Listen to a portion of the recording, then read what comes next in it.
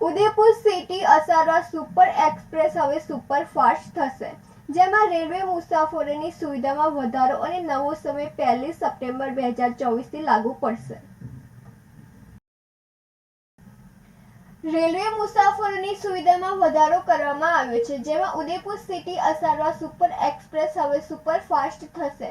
જો કે ગાડી નંબર અને સમય પણ બદલાશે, જેમાં ઉદયપુર સિટી સુપરફાસ્ટ ઉદયપુર સિટીથી સાંજે અસારવા જવા 4:05 રવાના થશે.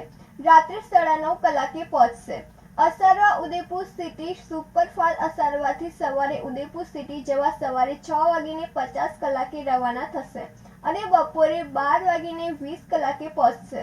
Himmatnagar railway station Udaipur city Asarwa superfast પર રાત્રે 7:45 આવશે અને 7:47 ઉપડશે. Himmatnagar railway station Asarwa Udaipur city superfast પર સવારે 8:28 આવશે અને 8:30 ઉપડશે અને હિંમતનગર રેલવે સ્ટેશન પર 5 મિનિટને બદલે 2 મિનિટનું રોકાણ કરશે, જેમાં નવો સમય 1 સપ્ટેમ્બર 2024થી લાગુ પડશે.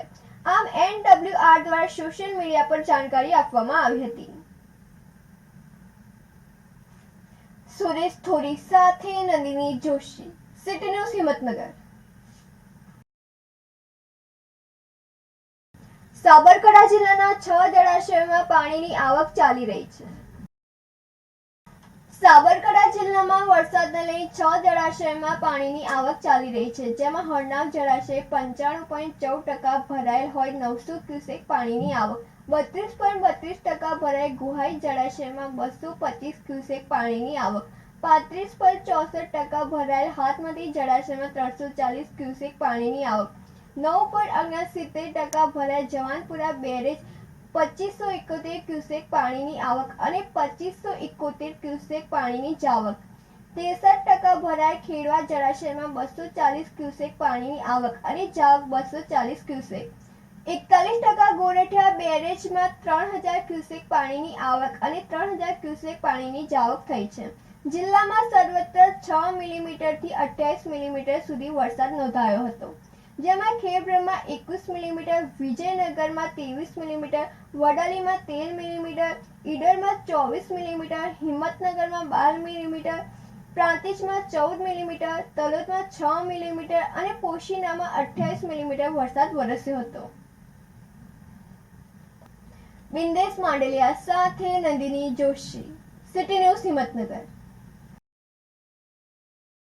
હિંમતનગર નગરપાલિકા દ્વારા શહેરને હરિયાળું બનાવવા વૃક્ષારોપણ કાર્યક્રમ કરવામાં આવ્યો હતો.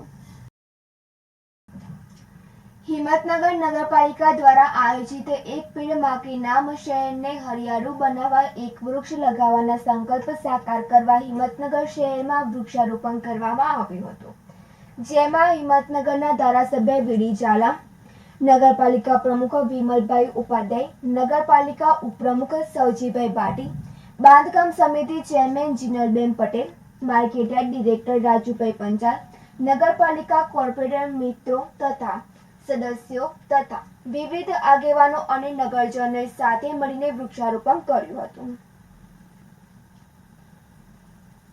સુરેશ થોરી સાથે તનિષા પરમાર, સિટી ન્યૂઝ હિંમતનગર.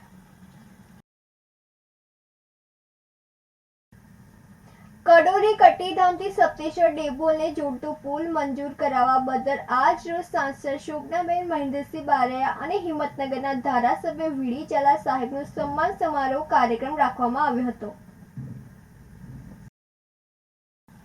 કડોલી કટીધામથી સપ્તેશ્વર ડેપોને જોડતો પુલ મંજૂર કરાવવા બદલ આજ રોજ શ્રી લક્ષ્મીનારાયણ ભગવાન સંસ્થા તથા ચમત્કારી હનુમાન દાદા કડોલી ધામ તથા સમસ્ત ગ્રામજનો દ્વારા સાંસદ શોભનાબેન મહેન્દ્રસિંહ બારૈયા અને હિંમતનગરના ધારાસભ્ય વીડી ઝાલા સાહેબનો સન્માન સમારોહ કાર્યક્રમ રાખવામાં આવ્યો હતો. આ પ્રસંગે જિલ્લા પંચાયત પ્રમુખ ભારતીબેન પટેલ, પૂર્વ સાંસદ દીપસિંહ રાઠોડ, જિલ્લા મહામંત્રી વિજયભાઈ પંડ્યા, તાલુકા પંચાયત પ્રમુખ ભૂમિકાબેન પટેલ, ઉપપ્રમુખ હિતેશભાઈ પટેલ, પૂર્વ ધારાસભ્ય મહેન્દ્રસિંહ બારૈયા, સંગઠન પ્રમુખ હસમુખભાઈ પટેલ, માર્કેટયાર્ડ ચેરમેન જયેશભાઈ, બક્ષી પંચ મોરચા પ્રમુખ કમલેશભાઈ, સહકારી આગેવાન જેઠાભાઈ પટેલ, રાજુભાઈ પંચાલ, પૂર્વ તાલુકા પંચાયત પ્રમુખ વિનોદભાઈ, તાલુકા જિલ્લા પંચાયતના સદસ્યો, સંગઠનના હોદ્દેદારો, મંદિરના ટ્રસ્ટીઓ, સ્થાનિક આગેવાનો અને ખૂબ મોટી સંખ્યામાં ગ્રામજનો હાજર રહ્યા હતા. સુરેશ થોરી સાથે તનિષા પરમાર, સિટી ન્યૂઝ, હિંમતનગર.